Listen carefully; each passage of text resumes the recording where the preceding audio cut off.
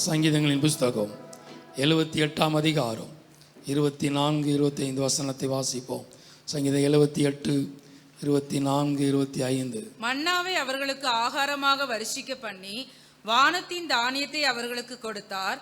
தூதர்களின் அப்பத்தை மனுஷன் சாப்பிட்டான். அவர்களுக்கு ஆகாரத்தை பூரணமாய் அனுப்பினார். வானத்தின் அப்பம். ஆமென். அல்லேலூயா. யாத்ராகமத்தின் புஸ்தகம் 16ஆம் அதிகாரம் 4ஆம் வசனத்தை வாசிப்போம். யாத்ராகமம் 16, 4வது வசனம். அப்பொழுது கர்த்தர் மோசேயை நோக்கி, நான் உங்களுக்கு வானத்திலிருந்து அப்பம் வருஷிக்க பண்ணுவேன். ஜனங்கள் போய் ஒவ்வொரு நாளுக்கு வேண்டியதை ஒவ்வொரு நாளிலும் சேர்த்து கொள்ள வேண்டும். அதனால் அவர்கள் என் நியாயப்பிரமாணத்தின்படி நடப்பார்களோ நடக்க மாட்டார்களோ என்று அவர்களை சோதிப்பேன். வானத்தின் அப்பம். ஆண்டவரே, இந்த வானத்தின் அப்பத்தை எனக்கு தாரும் என்று நாம் தேவ சமூகத்தில் நம்ம கேட்கணும். ஆண்டவர் தன்னுடைய ஜனங்களுக்கு வானத்திலிருந்து மன்னாவை வருஷிக்க பண்ணி வானத்தின் தானியத்தினால் அவர்களை போஷித்தார். வானத்தின் அப்பத்தினால கர்த்தர் அவர்களை போஷித்தார். தூதர்களுடைய அப்பம், அது வானத்தின் அப்பம் என்பது தூதர்களுக்கென்று ஆயத்தம் பண்ணின வைத்த காரியம். தன்னுடைய பிள்ளைகளாய் மாறினபடினால தன் பிள்ளைகளுக்கென்று விசேஷமாய் கர்த்தர் அந்த வானத்தின் அப்பத்தை அவர்களுக்கு ஆகாரத்தை பூரணமாய் அனுப்பினார். ஆமென். அல்லேலூயா. அதை எப்படி கொடுத்தாரோ? பூரணமாய். எவ்வளவு வேணாலும் வயிறு முட்டை என்ன செஞ்சிடலாம், சாப்பிட்டு கொள்ளலாம். அளவே கிடையாது. அன்லிமிட்டட் என்ன செஞ்சாரு? ஆண்டவர் கொடுத்தார். அங்கே பாருங்க, ஒரே ஒரு கண்டிஷன், எப்பா டெய்லி சாப்பிட்டுக்க, எவ்வளோ வேணா நினச்சிக்க, சாப்பிட்டுக்க. நான் எடுத்துக்க மட்டும் நினச்சக்கூடாது, போக சேர்த்து மட்டும் நினச்சக்கூடாது, வைக்கக்கூடாது. நான் சேர்த்து வச்சா என்ன செய்யும்? நாற்றம் அடிச்சிடும். நாற்றம் அடிக்கும், பூச்சி அடிச்சிடும், பூச்சியும் புழுவும் பிடித்துரும். அதனால் நீ சேர்த்து வைக்காத. வானத்தின் அப்பத்தை பூரணமாய் கர்த்தர் கொடுத்தார். ஆமென் சொல்லுங்க. கர்த்தர் கொடுக்கிறது அரைகுறையாய் அல்ல, அரைகுறையாய் அல்ல. அப்படியே ஒரு 5 இட்லி சாப்பிடலான்னு போயிருப்போம், 2 இட்லி தான் நினச்சியும் கிடைக்கும். சில நேரம் என்ன நினச்சிடும், அரைகுறை பசியோடு திரும்பி வருகிற காரியம் அல்ல. சாப்பிடாம கூட இருந்துடலாம். ஆனால் போயிட்டு இந்த அரைகுறையாக சாப்பிட்டு வந்தால் தான் பிரச்சனையே நினச்சியும் ஒரு திருப்தி இல்லாமல் போயிடும். சாப்பிடாமல் இருந்தால் ஓகே, சரி மத்தியானம் கிடைக்க சேர்த்து சாப்பிட்டுடலாம் அப்படின்னு நினச்சிருவோம். ஆனால் போயிட்டு அரைகுறையாக வந்தால் நினச்சியும் அது ஒரு கடினமாக இருக்கும். ஆனால் பாருங்கள், கர்த்தர் கொடுக்குற காரியம் பூரணமாய் கர்த்தர் கொடுத்தா. வானத்தின் அப்பத்தை அவங்க திருப்தி அடைகிற அளவுக்கு, போதும் போதும் என்று சொல்லுகிற அளவுக்கு கர்த்தர் வானத்தின் அப்பத்தினால கர்த்தர் தன்னுடைய பிள்ளைகளை போஷித்தார். இந்த வானத்தின் அப்பம் என்பது எதை குறிக்கிறது? சங்கீதம் 115ஆம் சங்கீதம் 15ஆம் வசனத்தை வாசிப்போம். சங்கீதம் 115, 15ஆம் வசனம். வானத்தையும் பூமியையும் படைத்த கர்த்தராலே, வானத்தையும் பூமியையும் படைத்த கர்த்தராலே நீங்கள் ஆசீர்வதிக்கப்பட்டவர்கள். சங்கீதம் 121ஆம் சங்கீதம் 1-2 வசனத்தை வாசிப்போம். சங்கீதம் 121, 1-2. எனக்கு ஒத்தாசை வரும் பர்வதங்களுக்கு நேராக என் கண்களை ஏறெடுக்கிறேன். வானத்தையும் பூமியையும் உண்டாக்கின கர்த்தரிடத்திலிருந்து எனக்கு ஒத்தாசை வரும். வானத்தையும் பூமியையும் படைத்த கர்த்தரிடத்திலிருந்து எனக்கு ஒத்தாசை வரும். ஆமே. வானத்தின் அப்பம் என்பது நம்ம ஒவ்வொரு நாட்களும் என்னை ஆசீர்வதிக்கிற தகப்பன் அவரை நோக்கி பார்க்க வேண்டும். ஆமென். அல்லேலூயா. அதுதான் வானத்தின் அப்பம். வானத்தையும் பூமியும் உண்டாக்கின கர்த்தரிடத்திலிருந்து எனக்கு ஒத்தாசை வரும். இன்னொரு வசனத்தை வாசிக்கலாம். சங்கீதம் 124ஆம் சங்கீதம் 8வது வசனத்தை வாசிப்போம். சங்கீதம் 124, 8வது வசனம். நம்முடைய சகாயம் வானத்தையும் பூமியையும் உண்டாக்கின கர்த்தருடைய நாமத்தில் உள்ளது. எனக்கு சகாயம் செய்வது, எனக்கு ஒத்தாசை செய்வது, என்னை நடத்துவது, என்னை ஆசீர்வதிப்பது வானத்தையும் பூமியும் உண்டாக்கின கர்த்தரிடத்திலிருந்து வருகிறது. சங்கீதம் 134, 3வது வசனம் சொல்கிறது. வாசிங்க. சங்கீதம் 134, 3வது வசனம். வானத்தையும் பூமியையும் உண்டாக்கின கர்த்தர் சீயோனிலிருந்து உன்னை ஆசீர்வதிப்பாராக. ஆமென். அல்லேலூயா. வானத்தின் அப்பம் என்பது என்னை ஆசீர்வதிக்கிறவர் கர்த்தர், அவர் மாத்திரமே. அல்லேலூயா. அவர் தான் என்னை ஆசீர்வதிக்க முடியும். உலகத்தில் எந்த ஒரு சூழ்நிலை என்னை ஆசீர்வதிக்க முடியாது. உலகத்தில் எந்த ஒரு மனிதனும் என்னை உயர்த்த முடியாது. உலகத்தில் எந்த காரியமோ என்னுடைய காரியத்தை மாற்றிவிட முடியாது. என்னை ஆசீர்வதிக்கிறவர், என்னை விடுதலை கொடுக்கிறவர், என் தடைகளை மாற்றுகிறவர் அவர் ஒருவர் இருக்கிறார். அவர் வானத்தையும் பூமியும் உண்டாக்கினவர். அல்லேலூயா. அவரிடத்திலிருந்து எனக்கு ஒத்தாசை வரும். எனவே நான் உலக பிரகாரமான மனிதர்களை அல்ல, உலக பிரகாரமான காரியங்களை அல்ல, என் கண்களை அவரை மாத்திரம் நோக்கி பார்க்கிறேன். அவரிடத்திலிருந்து எனக்கு சகாயம் வரும், அவரிடத்திலிருந்து எனக்கு ஒத்தாசை வரும். என் ஆண்டவரால் கூடாத காரியம் ஒன்றுமில்லை. அவர் எல்லா தடைகளை மாற்றுகிறவர், அவர் எனக்காக ஒத்தாசை பண்ணுகிறவர். ஆமென், அல்லேலூயா. வானத்தின் அப்போ, அதனாலதான் ஒவ்வொரு நாட்களும் இஸ்ரவேல் ஜனங்கள் வெளியே வந்த உடனே அவருடைய கண்கள் எங்கே தான் இருந்திருக்கும்? வானத்தை நோக்கி இருந்திருக்கும். அல்லேலூயா. இந்த நாட்களில் தேவ சமூகத்தில் பண்டி கூட்டமாய் அழைக்கப்படல. கர்த்தர் நம்மை அதிலிருந்து ஆண்டவர் வேறு பிரித்து நம்மை ஆசீர்வதிக்கிற கர்த்தரை நோக்கி பார்க்கிற ஒரு விசேஷித்த கூட்டமாய் கர்த்தர் நம்மை மாற்றி இருக்கிறார். அல்லேலூயா, அல்லேலூயா. அவங்க ஒவ்வொரு நாளும் வெளியே வந்த உடனே அப்படியே மேலே பார்த்துருப்பாங்க.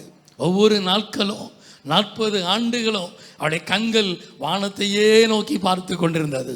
அல்லேலூயா. ஒவ்வொரு நாளும் எப்போ விழும், எப்போ நிச்சயம் கரெக்டாக ஆண்டவர் சரியான டைமில் கரெக்டாக கொடுத்துருப்பார். ஆமென், அல்லேலூயா. ஆண்டவர் ஒவ்வொரு நாளும் சரியான நேரத்தில், அப்படி அதிகால வேளையில், அப்படியே பனி படர்ந்த நேரத்தில் ஆண்டவர் அழகாக நினைச்சுவார் அந்த காரியத்தை. ஒவ்வொரு நாட்களும் ஆண்டவர் சரியான குறித்த நேரத்தில் ஆண்டவர் கொடுத்தார். ஆமென், அல்லேலூயா. ஒருவரையும் காக்க வைக்கல, ஒருவரையும் டைம் வேஸ்ட் பண்ணி இப்போ வரோம் அப்போ வரோன்னு சொல்லி 3 மணி நேரம் 4 மணி நேரம் கழிச்சலாம் வருகிற ஆண்டவர் அல்ல. ஆமென்.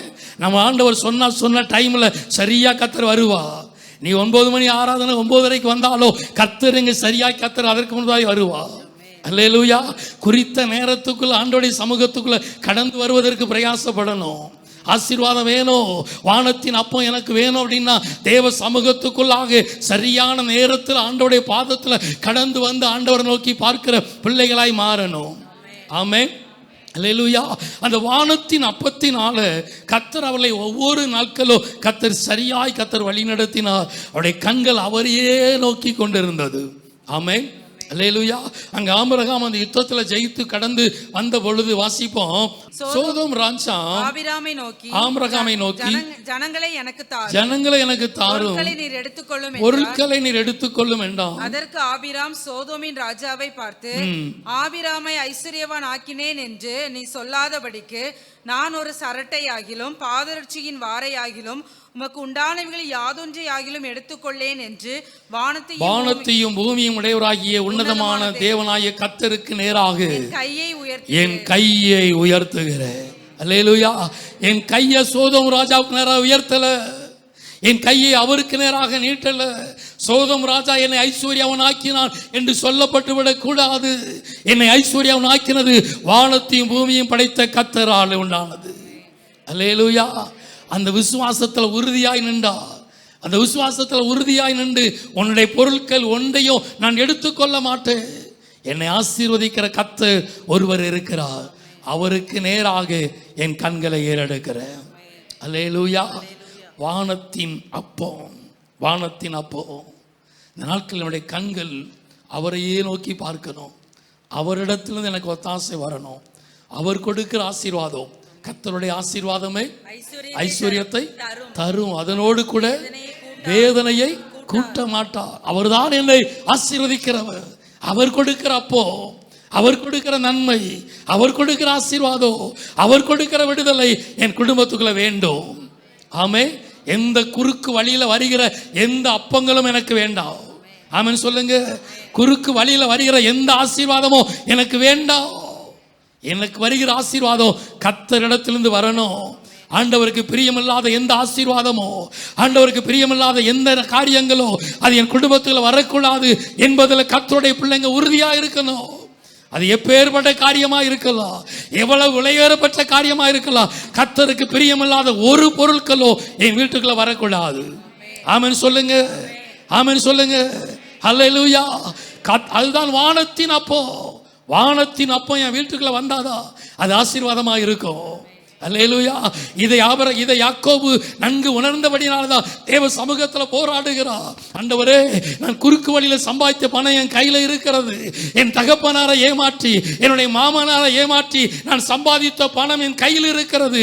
2 பரிவாரத்தோடு வந்திருக்கிறேன். இந்த ஆசீர்வாதம் எனக்கு வேண்டாம். ஆனா இப்போ எனக்கு ஒரு ஆசீர்வாதம் வேண்டும். நீங்க கொடுக்கிற ஆசீர்வாதம் எனக்கு வேண்டும். ஆமென், அல்லேலூயா. ஹல்லேலூயா. எந்த டிமாண்டும் பண்ணி வாங்காதீங்க. ஆமென். கர்த்தருடைய பிள்ளைங்க வரதட்சணைக்காக எந்த டிமாண்டும் பண்ணக்கூடாது. எந்த ஒரு காரியத்திலையோ அந்த காரியத்தை நம்முடைய குடும்பத்துக்குள்ள கடினப்பட்டு கட்டாயப்படுத்தி கஷ்டப்படுத்தி வருகிற வருமானங்கள் குடும்பத்திற்கு ஆசீர்வாதமாக இருக்காது. யாக்கோபு அதை உணர்ந்தபடினால தான் அவன் சொல்லுகிறான் தேவ சமூகத்தில், ஆண்டவரே நீர் என்னை ஆசீர்வதித்தால் ஒழிய உம்மை நான் போக விட மாட்டேன். காரணம், எனக்கு வருகிற ஆசீர்வாதம் வானத்தின் அப்பமாய் இருக்கணும். வானத்தின் அப்போ அது சின்னதா இருக்கலாம், அது சிறிய ஒரு காரியமா இருக்கலாம், அதை கர்த்தர் மல்டி லெவலாய் கர்த்தர் ஆசீர்வதித்துக் கொள்ளுவா, அதை பெருக பண்ணுவா. அது கொஞ்சமா இருக்கலாம், உன்னுடைய வாழ்க்கையில தேவைகள் சந்திக்கப்படுகிற வரைக்கும் அந்த மாவும் அந்த எண்ணெயும் செலவழிந்து போகாமல் இருக்க கர்த்தர் அதை ஆசீர்வதித்துக் கொள்ளுவா. அதான் வானத்தின் அப்பம். அந்த வானத்தின் அப்பத்தை, எனவேதான் எலியா அதை சோதித்தா, நீ எனக்கு அந்த அப்பத்தை முதலாவது எனக்கு கொடு, அதை நான் வானத்தின் அப்பமாய் நான் உனக்கு கொடுப்பேன். ஆமே, நீ கொடுக்கிறது உன்னுடைய காரியமா இருக்கலாம், ஆனா தேவ சமூகத்தில் அந்த நிலையிலையும் நீ கொடுக்கிற பொழுது அது வானத்தின் அப்பமாய் மாறும். ஆமே, அல்லேலூயா. வானத்தின் அப்பத்துக்காய் தேவ சமூகத்தில் கேட்கணும். இந்த வானத்தின் அப்பம் நம்ம வாழ்க்கையில வரணும். வானத்தின் அப்பம் நம்முடைய குடும்பத்துக்குள்ள இருக்கணும். அப்படின்னா அதே யாத்திராமத்தின் புஸ்தகத்தில் 16ஆம் அதிகாரத்தில் வாசிக்கிற பொழுது அங்க பாருங்க, அந்த 16ஆம் அதிகாரம் 5ஆம் வசனம், 6ஆம் நாளிலோ அவர்கள் நாள்தோறும் சேர்க்கிறதை பார்க்கிலும் இரட்டத்தனையாய் சேர்த்து அதை ஆயத்தம் பண்ணி வைக்க கடவர்கள். நல்லா கவனிக்கணும். வானத்தின் அப்பம் உங்க குடும்பத்துக்குள்ள இருக்கணும் அப்படின்னா இங்க சொல்லப்படுகிறது 6ஆம் நாளிலே அவன் நாள்தோறும் சேர்க்கிறதை பார்க்கலும் இரண்டத்தனையாய் சேர்த்தார்கள். மற்ற நாளிலே அவன் ஆசைப்பட்டு சேர்த்ததெல்லாம் பூச்சி எடுத்தது, நாற்றம் எடுத்தது. ஆனால் ஓய்வு நாளிலே அந்த காரியங்களை சேவித்த பொழுது வாசிங்க 24ஆம் வசனம், மோசே கட்டளையிட்டபடியே அதை மறுநாள் வரைக்கும் வைத்தார்கள். அப்பொழுது அது நாரவும் இல்லை, அதிலே பூச்சி பிடிக்கவும் இல்லை. அப்பொழுது மோசே அதை இன்றைக்கு புசியுங்கள், கர்த்தருக்குரிய ஓய்வு நாள், நீங்கள் அதை வெளியிலே காண மாட்டீர்கள். 6 நாளும் அதை சேர்ப்பீர்கள். 7ஆம் நாள் ஓய்வு நாளா இருக்கிறது, அதிலே அது உண்டாயிராது. அல்லேலூயா. வானத்தின் அப்பத்தை உங்களுக்கு கர்த்தர் கொடுக்கணும் அப்படின்னா 6 நாளும் கடினப்பட்டு வேலை செய்யுங்க. 7ஆவது நாள் கர்த்தருக்குரிய ஒரு நாள். ஆமென் சொல்லுவோம். அந்த கர்த்தருக்குரிய ஒரு நாள், அந்த நாளுக்குள்ள ஆசீர்வாதத்தை கர்த்தர் உங்களுக்கு ஏற்கனவே ஆயத்தம் பண்ணி வைத்திருக்கிறார். அல்லேலூயா. 6ஆவது நாளிலே 7ஆவது நாளுக்குள்ள ஆசீர்வாதத்தை கர்த்தர் ஆயத்தம் பண்ணி வைத்திருக்கிறார். ஆமென். அல்லேலூயா. இன்னைக்கு நம்ம என்ன சாப்பிடணும் அப்படிங்கிறத கர்த்தர் நேத்தே உங்களுக்கு ஆயத்தம் பண்ணி வைத்திருக்கிறார். ஆமென். அல்லேலூயா. இது கர்த்தருக்குரிய நாள். இந்த நாளை 29ஆம் வசனம் வாசிப்போம். பாருங்கள், கர்த்தர் உங்களுக்கு ஓய்வு நாளை அருளினபடியால் அவர் உங்களுக்கு 6ஆம் நாளில் 2 நாளுக்கு வேண்டிய ஆகாரத்தை கொடுக்கிறார். 7ஆம் நாளில் உங்களில் ஒருவனும் தன் ஸ்தானத்திலிருந்து புறப்படாமல் அவனவன் தன் ஸ்தானத்திலே இருக்க வேண்டும் என்றார். அப்படியே ஜனங்கள் 7ஆம் நாளிலே ஓய்ந்திருந்தார்கள். வானத்தின் அப்பத்தினால் கர்த்தர் ஆசீர்வதிக்கணும் அப்படின்னா பரிசுத்த ஓய்வு நாளை சரியாய் அனுசரிக்க வேண்டும். ஆமென் சொல்லுங்க. இது கர்த்தருடைய நாள், இது மனமகிழ்ச்சியின் நாள். ஏசாயா தீர்க்கதரிசன புஸ்தகத்தில் அதை வாசிப்போம். 58ஆம் அதிகாரம் 13, 14 வாசிப்போம். ஏசாயாவின் புஸ்தகம் 58ஆம் அதிகாரம் 13, 14. என் பரிசுத்த நாளாகிய ஓய்வு நாளிலே உனக்கு இஷ்டமானதை செய்யாதபடிக்கு காலை விலக்கி உன் வழிகளின்படி நடவாமலும் உனக்கு இஷ்டமானதை செய்யாமலும் உன் சொந்த பேச்சை பேசாமலும் இருந்து ஓய்வு நாளை மனமகிழ்ச்சி நாள் என்றும் கர்த்தருடைய பரிசுத்த நாளை மகிமையுள்ள நாள் என்றும் சொல்வாயானால், மகிமையாக எண்ணுவாயானால், அப்பொழுது கர்த்தரில் மனமகிழ்ச்சியாய் இருப்பாய். பூமியின் உயர்ந்த இடங்களில் உன்னை ஏறி இருக்கும்படி பண்ணி, பூமியில் உயர்ந்த இடத்துல உன்னை ஏறி இருக்கப்படி பண்ணி, உன் தகப்பனாகிய யாக்கோபுடைய சுதந்திரத்தால் உன்னை போஷிப்பேன். கர்த்தருடைய வாய் இதை சொல்லிட்டு. ஆமென். அல்லேலூயா. வானத்தின் அப்பம் உங்க வீட்டில் இருக்கணும் அப்படின்னா பரிசுத்த ஓய்வு நாளை சரியாய் அனுசரிக்கணும். ஆமென் சொல்லுங்க. அல்லேலூயா. ஹல்லேலூயா. நீ சொல்லலாம், பாஸ்டர் நான் ஓய்வு நாளில் வரணும்னு ஆசைப்படுறேன், என் கஷ்டம் உங்களுக்கு என்ன தெரியும்? என் வீட்டில் நான் இன்னைக்கு வேலைக்கு போனால் தான் நாளைக்கு சாப்பிட முடியும் அப்படின்னு சொன்னீங்கன்னா நீங்கள் வானத்தின் அப்பத்தை தேடலை, நீங்கள் வானத்தின் தேவனை விசுவாசிக்கலை, பூமிக்குரியதை தேடுறீங்கன்னு அர்த்தம். நம்முடைய ஆண்டவர் வானத்தையும் பூமியும் படைத்த சர்வ வல்லவர். அல்லேலூயா. நீங்கள் ஒப்பு கொடுத்தீங்க, நீங்கள் ஒரு ஸ்டெப் எடுத்து வச்சிங்கன்னா கர்த்தர் உங்களுக்காய் பல மடங்கு வைராக்கியமாய் கர்த்தர் கடந்து வருவார். அல்லேலூயா. ஆண்டவர் அத்தனை லட்சம் ஜனங்களையும் அனாந்தரத்தில் அதற்கு முன்பு சேர்த்து வைத்ததெல்லாம் நாற்றம் எடுத்தது. அதனால் ஆண்டவர் 6வது நாளில் 2 நாளுக்குள்ளதை ஏற்கனவே ஆயத்தம் பண்ணி கர்த்தர் கொடுத்தார். அல்லேலூயா. ஆண்டவர் உனக்கு வேண்டிய காரியத்தை அதற்கு முன்பதாகவே கர்த்தர் ஆயத்தம் பண்ணி வைப்பா. நம்முடைய விசுவாசம் உலகத்தில் அல்ல. இந்த வேலை இருந்தால் தான் சாப்பிட முடியும், இந்த வேலையின் காரியம் இருந்தால் தான் என் குடும்பத்தை நடத்த முடியும் என்று அதை சார்ந்திருக்கிறபடினால நாம் அதை விட்டு வெளியே வர முடியலை. ஆனால் அப்படி அல்ல, இந்த வேலையை கொடுத்தது எனக்கு கர்த்தர். ஆமென். எனக்கு வேலை செய்வதற்கு 6 நாட்களோ பலனை கொடுத்தது கர்த்தர். எனவே அவருக்குரிய நேரத்தை, அவருக்குரிய நேரத்தை, அவருக்குரிய காலத்தை நான் சரியாய் அவருக்கு கொடுப்பேன் என்று நீங்கள் சொல்லுகிற பொழுது கர்த்தர் உங்களுக்காய் வைராக்கியமாய் எழும்புவா.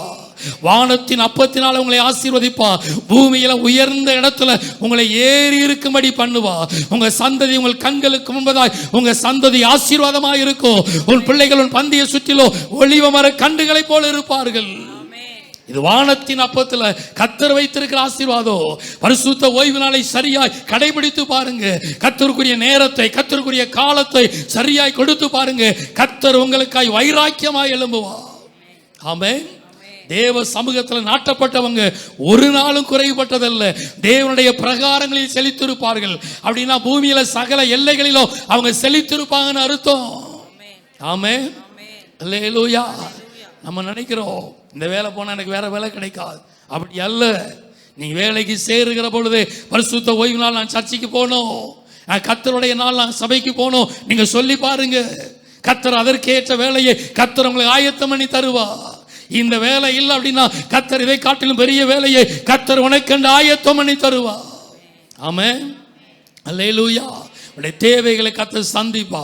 பரிசுத்த ஓய்வு நாளிலே சரியான நேரத்தில் கர்த்தரை ஆராதித்து பாருங்க. வானத்தின் அப்பத்தினால கர்த்தர் உங்களை திருப்தியாக்குவா. ஆமென் சொல்லுவோம். ஹல்லேலூயா, ஹல்லேலூயா. தேவ சமூகத்தில் அதற்கு முக்கியத்துவம் கொடுக்கணும், கர்த்தரை கனப்படுத்தணும். வானத்தின் அப்பத்தினால் நிரப்பணும். அப்படின்னா மல்கியாவின் புஸ்தகம் 3ஆம் அதிகாரம் 10ஆம் வசனத்தை வாசிப்போம். மல்கியா 3ஆம் அதிகாரம் 10ஆம் வசனம். என் ஆலயத்தில் ஆகாரம் உண்டாயிருக்கும்படி தசம பாகங்களை எல்லாம் பண்டசாலையிலே கொண்டு வாருங்கள்.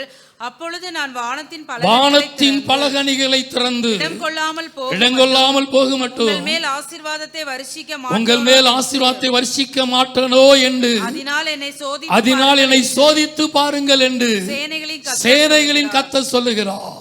சேனைகளின் கர்த்தர் சொல்லுகிறார். ஏன் தசமபாகம் கொடுக்கணும், ஏன் சபைக்கு கொடுக்கணும்? யூடியூப்ல அநேக தவறான செய்திகளை கேட்டு உட்கார்ந்து நாமும் அவரோட சேர்ந்து நாமும் நாட்களில் அநேக காரியத்தை கமெண்ட் பண்ணுகிறோம். ஏன் கொடுக்கணும், எதுக்கு கொடுக்கணும்? தசமபா காணிக்க வைத்து யாரோ ஒரு ஆசீர்வாதமாக இருப்பதற்கு நாம் ஏன் கொடுக்கணும் என்று அநேக கிரிட்டிசைஸ் பண்ணுகிறோம். கர்த்தருடைய காரியம், ஆண்டவருடைய வார்த்தை சொல்கிறது, என்னை சோதித்து பாருங்கள். ஆண்டவருக்காக கொடுக்கிற காரியத்துக்குள்ள நீங்க உற்சாகமாய் தேவ சமூகத்தில் கொடுக்கிற பொழுது வானத்தின் பலகணிகள் உனக்காக திறக்கப்படும். ஆமென். வானத்தின் அப்பத்தினால கர்த்தர் ஆசீர்வதிப்பா. மத்தேயு 23ஆம் அதிகாரம் 23ஆம் வசனத்தை வாசிப்போம். மத்தேயு 23வது வசனத்தை வாசிப்போம். மாயக்காரராகிய வேதபாரகரே, பரிசேயரே, உங்களுக்கு ஐயோ, ஒற்றதலாமிலும் வெந்தயத்திலும் ஜீரகத்திலும் தசமபாகம் செலுத்தி, நீங்க எல்லாவற்றிலும் தசமபாகம் செலுத்தி நியாயப்பிரமாணத்தில் கற்பித்திருக்கிற விசேஷித்தவளாகிய நீதியையும் இரக்கத்தையும் விசுவாசத்தையும் விட்டுவிட்டீர்கள். இவைகளையும் செய்ய வேண்டும், அவைகளையும் விட்டு விடாதிருங்கள். நீங்கள் நீதியை செய்யுங்க, இரக்கத்தை செய்யுங்க, இந்த காரியத்தை இவைகளையும் செய்யுங்க, அவைகளையும் விட்டு விடாதீர்கள்.